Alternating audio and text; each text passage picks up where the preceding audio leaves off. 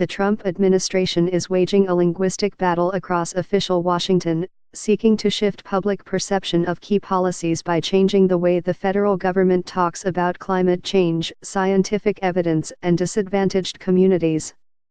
The push drew fresh attention after employees at the Department of Health and Human Services were told to avoid certain words, including vulnerable, entitlement, and diversity, when preparing requests for next year's budget. But the effort to disappear certain language and replace it with other terms is much broader, sparking resistance from career officials in multiple federal agencies, outside experts, and congressional Democrats. Climate change, for example, has for months presented a linguistic minefield. Multiple references to it have been purged repeatedly at the Environmental Protection Agency and the Interior Department. In late summer, the Office of Juvenile Justice and Delinquency Prevention issued a document to employees and contractors bearing a column of words and phrases to be avoided, alongside a column of acceptable alternatives.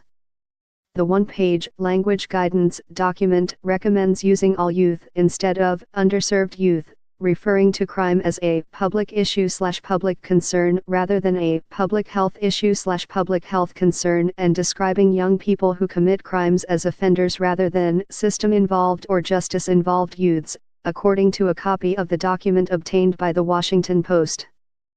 The document also says to avoid substance abuse disorder in favor of substance abuse issue.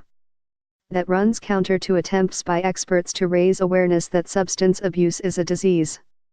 On Wednesday, a Justice Department official, who was not authorized to speak publicly, said that the recommended terminology is intended to be more accurate and better reflect Justice Department priorities. The desire to literally change the conversation in Washington is nothing new. For decades, incoming administrations have sought to advance their political agendas by rebranding existing initiatives and lifting new words to prominence in White House news releases.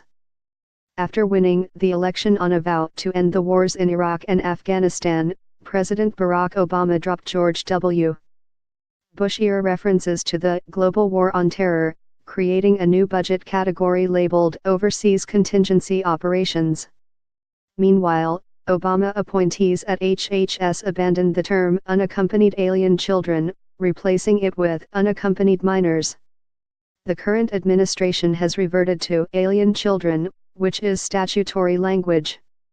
But even in the context of this historical tug-of-war, the chasm between President Trump's top deputies and the federal workers charged with carrying out government policies appears particularly wide. The administration correctly understands that they are battling a hostile bureaucracy, said Barry Bennett, a GOP consultant who advised the president during last year's general election. The left likes to think that words are very important, particularly if it's words they don't like.